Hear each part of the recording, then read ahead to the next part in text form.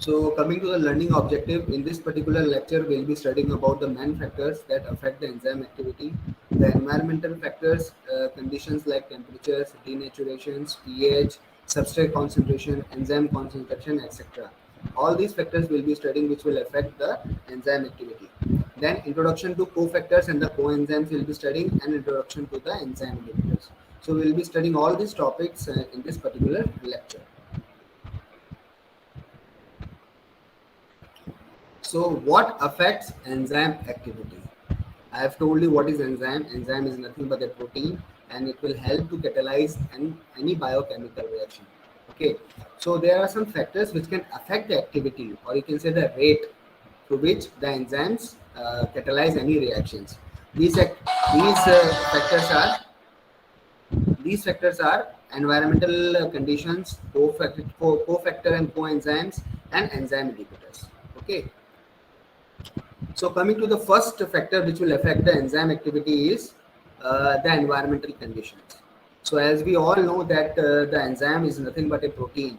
If you take an example of like protein, if you take an example of an egg, if you put an egg in a boiling water and if you take it out, what you will see? The albumin, the white part will get coagulated. So it is because of the heat which is coming from the water, and that because of that heat, the protein which is there inside the egg cell will get coagulated, and that's why you will get that hard boiled egg. If you guys have eaten this hard boiled egg, you will see like if you open a raw egg, you will see that it will have a white part and it will have a yellow part. When you put that egg, the raw egg, into a boiling water, and you will take it out after like 5 minutes or 6 minutes, and you just open it and open that the egg. If you remove the eggshell and take out the egg inside, you will see that the protein has been coagulated. This is because the denaturation, because at the high heat the protein will get denaturation. So it means the temperature will also affect the activity of the enzyme. So what it says, the extreme temperatures are the most dangerous. So high temperature meat denatures the enzyme, because enzymes are nothing but the protein. So at a higher temperature, these enzymes will get denatured. The second point will be your pH. So the pH will also affect the enzyme activity. Or we all know that the pepsin enzyme, which is a digestive enzyme, it will act perfectly, or you can say it normally function at a pH of 2. Okay. Then coming to the third factor is your substrate concentration. The substrate is nothing but on which the enzyme is acting. And final one is your enzyme concentration, that how much enzyme is present there for to catalyze the biochemical reaction. Then coming to the first one, the optimum temperature. Any enzyme, or you can say every enzyme which is present in the science inside any human, you can say inside any living organism, it required an optimum temperature. So optimum temperature is nothing but the temperature at which the enzyme work perfectly, or you can say works at its maximum velocity, or you can say it work at its maximum capacity. Okay, so temperature at which the enzymatic reactions occur fastest. So every enzyme, every biochemical reactions require an optimum temperature. So we all know that the human body has a temperature of 37 degrees. So generally, the temperature which is required for a human, like the enzyme which are acting inside a human body, the optimum temperature is 37 degrees. Okay. So if you see this graph, this particular graph, so you will see that the as the temperature increases, like from, if you see the x-axis, if you see my cursor, the 0, 10, 20, 30, 40, 50 and 60. Okay, as the temperature increases from 0 to 10, the graph is increasing slowly. Just have a look on my cursor, where my cursor is going on. So at the 20 degree, the enzyme activity is increasing. So when the graph, if you see this bell shape, this is the doom. You can say this is the roof of this particular graph. If you see this roof, 37, at the particular 37 degree, the graph has attained the highest position. So it is nothing but the optimum temperature. So it shows that at 37 degree, that is 37 degrees, nothing but human body temperature. So at 37 degree, the enzymes act at the fastest. You know, it will catalyze the reaction at the fastest pace. Okay. Now, if you see, the temperature is increasing furthermore, the enzyme activity is decreasing. If you see the graph, See, if after 37 degree, if you increase the temperature again, the graph start falling off. It means that the enzymes are getting denatured because of this heat. Okay. So, effect of temperature on enzyme activity. I have shown you like how the graph will go. So, from 30, the graph is starting. The temperature is 30. If you see the graph, it is increasing, and at 37 degree, it has reached the maximum. And after 37 degree, it start again falling off. So it shows that every enzyme required a perfect, or you can say it required an optimum temperature. Then only it will work perfectly, or you can say it will work at its the function of the enzyme will be normal.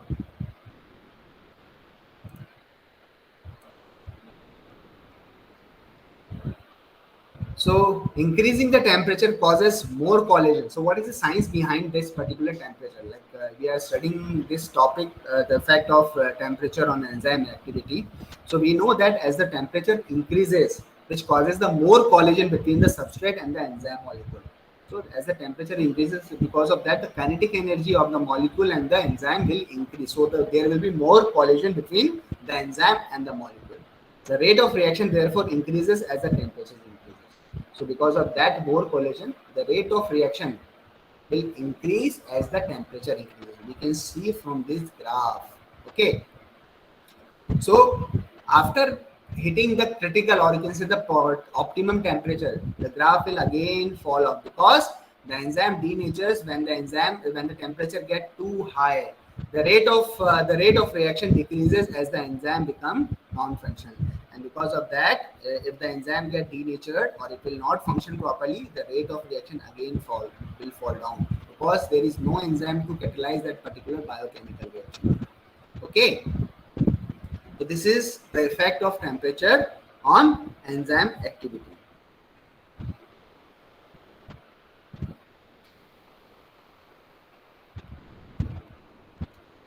So higher temperature causes more collagen between the atoms, ions, molecule, etc. It is therefore increases the rate of reaction, or you can say it's a turnover rate.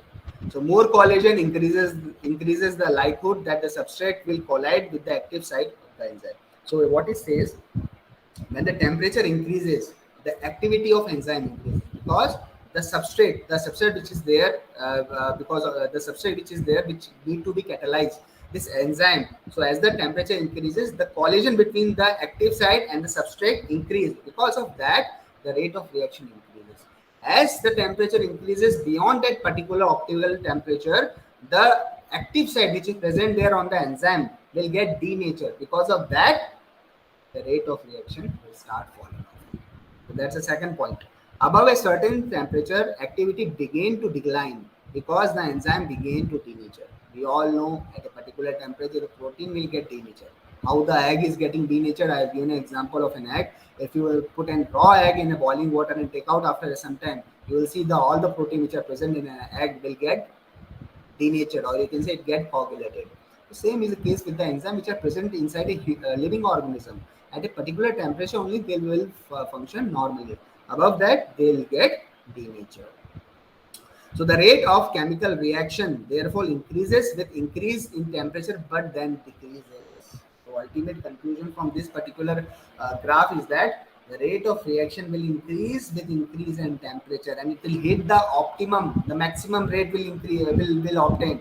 But after that optimum, you can say the optimum temperature, the rate of reaction will start decreasing because of the denaturation of the enzyme. So if I say, if I, you can say, if I, you can say, if I divide this particular graph into two halves, so if you see the blue part is nothing but the enzyme activity is increasing. But after this blue part, if you hit the maximum temperature, or you can say the optimum temperature, it will come to the red part. This is the red part. So it shows that the enzyme is getting degraded. It's the alarming. Don't increase the temperature. The enzymes are getting denatured. No need of increasing the temperature now because the rate of reaction will not increase. Apart from increasing, it will start decreasing because the enzyme is not active. It has denatured. It will not function properly. Okay. Then the denaturation. What is denaturation? So we'll study about that one. If the hydrogen bond within an enzyme are broken, the enzyme may be unfolded or take a different shape. The enzyme is denatured. If you open a raw egg, how it will look? It will be liquidy form. It will be in a semi-liquid form. When you put that raw egg in a boiling water, it will become hard. Why? Because of that. Because why it has occurred? Because the enzyme has changed its state, or you can say the protein has changed its state because of the denaturation, or you can say because of the temperature effect. So that is nothing but your denaturation, or you can say the enzyme has denatured. Okay, a denatured enzyme will not function properly. Once the enzyme is denatured, it will not function properly, or your biochemical reaction will not proceed because the shape of active site has changed. Because why? It will not function properly because the active site has changed. I have told you it will work like as a lock and key. If you change, if you change the shape of any key, what will happen? It will not go inside the lock and it will not unlock that particular lock. Same is the problem with this enzyme also. If you increase the temperature, the active site which is present on an enzyme will change its shape. Because of that, the enzyme will not function properly. But there is a clause. If the denaturation is not severe, it's not very severe. If the denaturation is not severe, the enzyme may regain its original shape and become functional. अगर इसको देखा जाए जैसे घर की चाबी होती है, तो घर की चाबी अगर थोड़ी सी टेढ़ी हो जाए तो हम भी इसको थोड़ा ठीक हथौड़े से मार के ठीक करके हम उसको वापस यूज कर सकते हैं. बट अगर सपोज करो कि चाबी ही टूट जाए आगे से या पूरा ही उसका जो चाबी है खराब हो जाए, तो then will not in a position to unlock our house. Same is the case with this enzyme also. Okay, so the following will causes the denature. So these are the points which are listed below, which causes the denaturation of an enzyme. The first one is your heat, the change in the pH, the heavy metal ions, alcohol, and the UV radiation. So all these 5 factors which I mentioned below, these are the factor which causes the denature. First, heat. We have studied about heat, how the heat, or you can say the temperature. Both the things are same. So how the heat and the temperature affect the, you can say it will cause the denaturation. Then change in the pH. If you change the pH of that particular area, then also the enzyme will get denatured. Example, pepsin. So pepsin is an enzyme which is required for the digestion in the stomach. So in the stomach, the pH is 2. But if you give that pepsin in duodenum where the pH is alkaline, it will not function there because it will get denatured. So the biochemistry, or you can say the chemistry of that particular enzyme is to function in the pH of 2 only. It will not function in any other pH. Okay.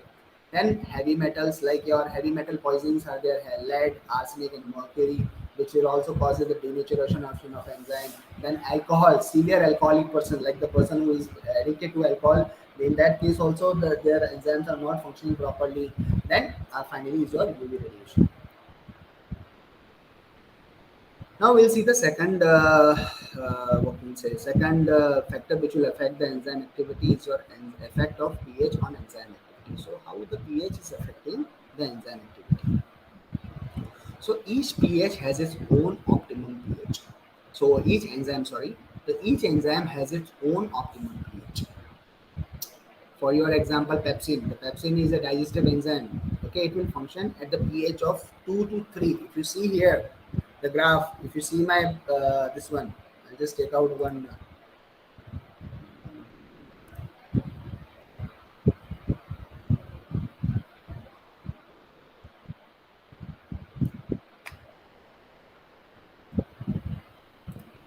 See here, the pepsin has an pH range, optimum pH range somewhere between close to 3. Okay, so pepsin enzyme will work in a pH of somewhere around 2.7 or 2.8.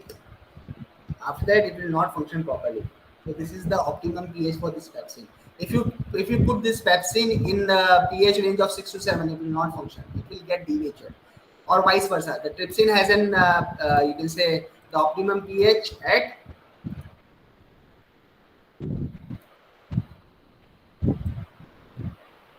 somewhere around close to 6. So the trypsin enzyme will function properly in the pH range of close to 6 only. If you put this trypsin enzyme in a pH range of 2, it will not function. It will denature. Or you can say vice versa. Okay. So each enzyme which are present inside human body has its own optimum pH. In that particular pH range only, it will function properly. So if you see the graph, the pH will start increasing from 2, it will start increasing. The rate of reaction also increases. If you see the graph has increased at pH somewhere around 2.7 or 2.8, the rate of reaction is at the highest. Okay, if I plot this line like this,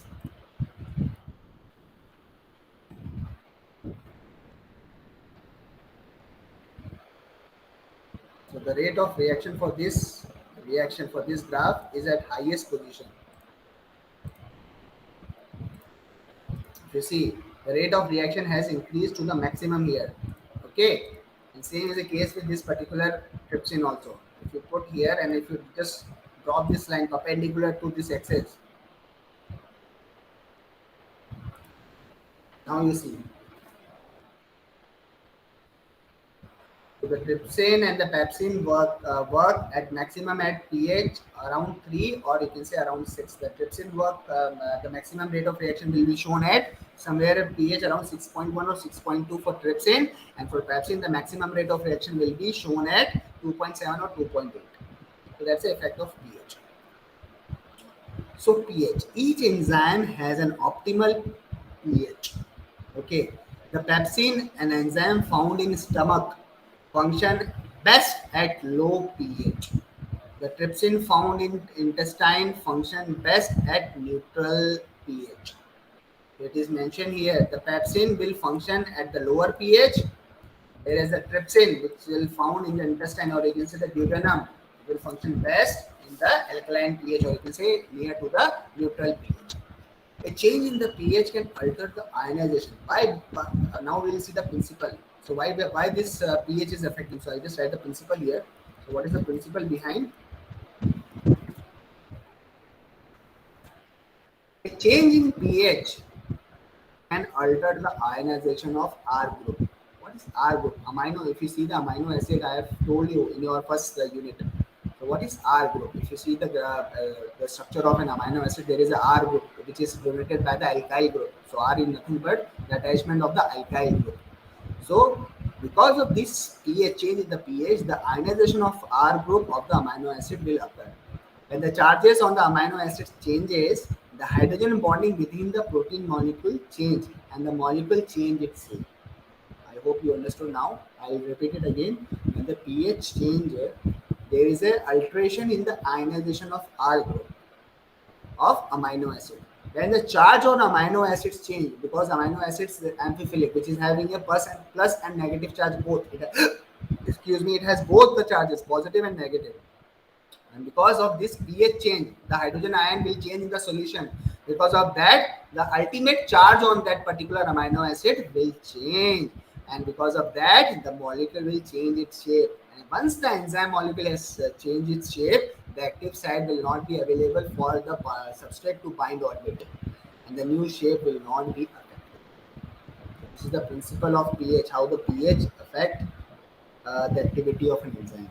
The diagram shows the pepsin function best in an acidic environment. This makes sense because the pepsin is an enzyme that is normally found in the stomach where the pH is low due to the presence of hydrochloric acid. The trypsin is found in the duodenum, or it is in the small intestine, and therefore its optimum pH is in neutral range to match the pH of the duodenum.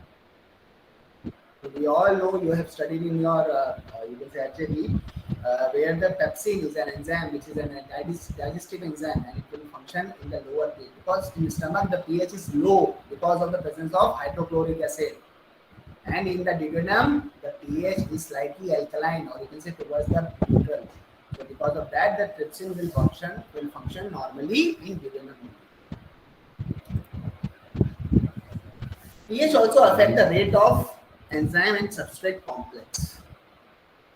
So pH will affect the rate of enzyme and substrate complex. I have shown you how the enzyme and the substrate will bind to each other and form a complex. Because of that complex, there is a initiation of biochemical reaction. Further, the product will come out.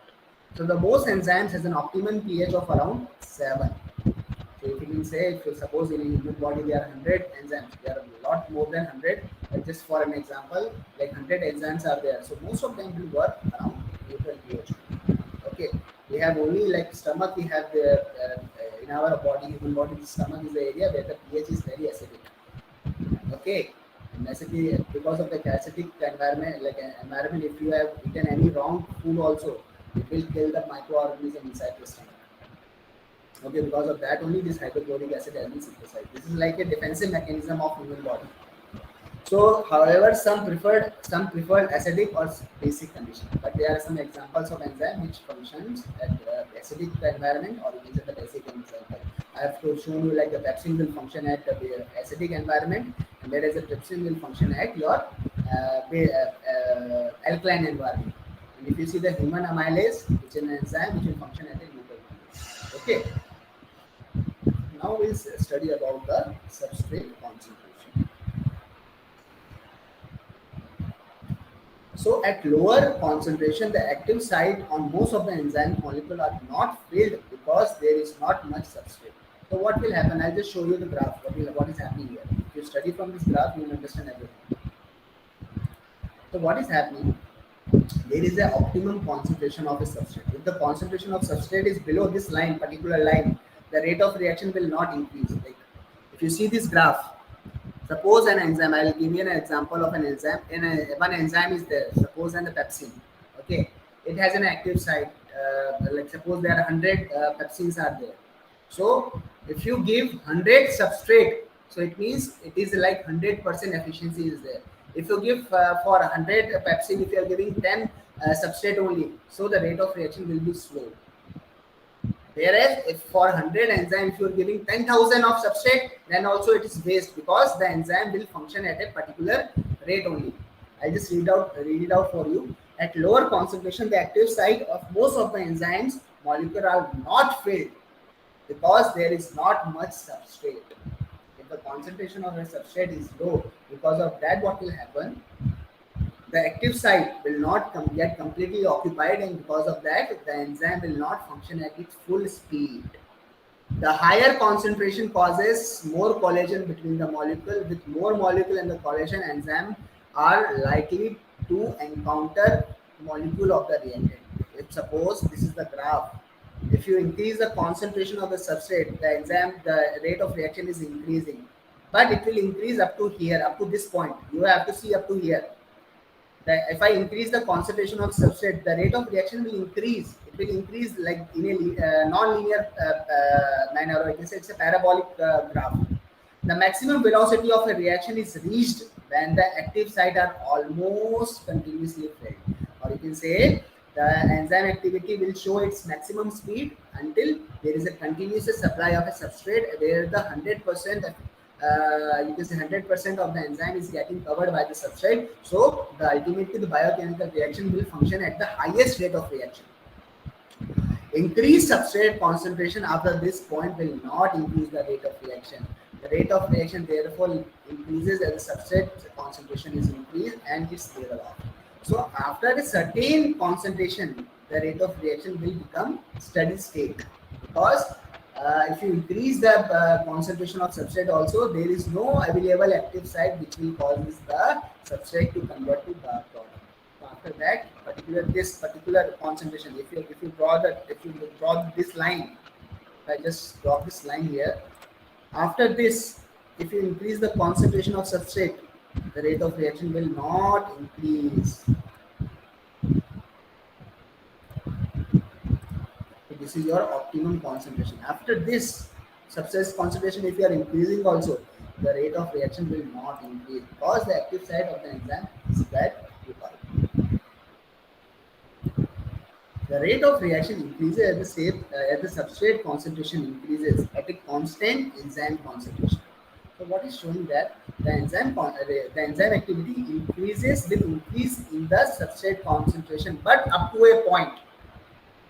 The maximum activity occurs when the enzyme is saturated, when all the enzymes are binding substrate.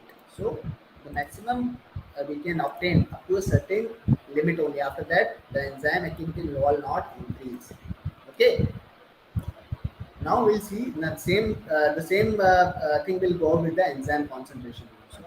If there is a insufficient enzyme present, the reaction will not proceed as fast as it otherwise would, because there is no enough enzymes for all the reactant molecule. As the amount of enzyme is increased, the rate of reaction increases. If there are more enzyme molecules that are needed, adding additional enzyme will not increase the rate of reaction. The reaction rate therefore increases and enzyme concentration increases, but then it's level off. Level off is nothing but your saturated rate. This is your level off. If you see, the rate of reaction is like coming like steady state, like it's going parallel. It means the graph is not increasing now. It shows that the reaction has increased its peak position. After this, if you increase the concentration of enzyme, the rate of reaction will not increase. Okay. Now the other factors are your coenzymes and the cofactors. Inorganic substances like zinc and iron and vitamins are sometimes needed for proper enzymatic activities. I've told you in a previous lecture also, like cofactors and the coenzymes are required for the proper functioning of enzymes. Example, iron must be present in the quaternary structures like hemoglobin in order for its pickup for the oxygen. So we required some cofactors like inorganic compounds like your iron, which is present in your hemoglobin. Hemoglobin is nothing but your protein only. So if the iron is present in a quaternary structure like Fe plus 4, then only it is able to pick up the oxygen from your lungs. Then enzyme inhibitions, any substrate that can diminish the velocity of enzyme catalysis. These include drugs, antibiotics, poisons, and antimetabolites.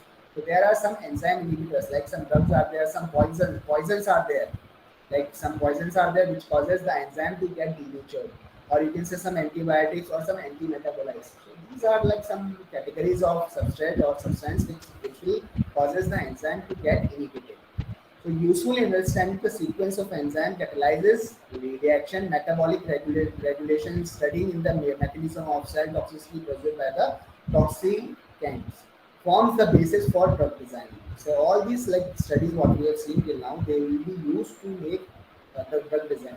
If you know an enzyme properly, you can design a drug according to that. And if you know the enzyme which is responsible for making a cell wall in a bacteria, so you can make an antibiotic. So there are so many drugs, so many antibiotics which are there in the market. They are designed based on this principle only.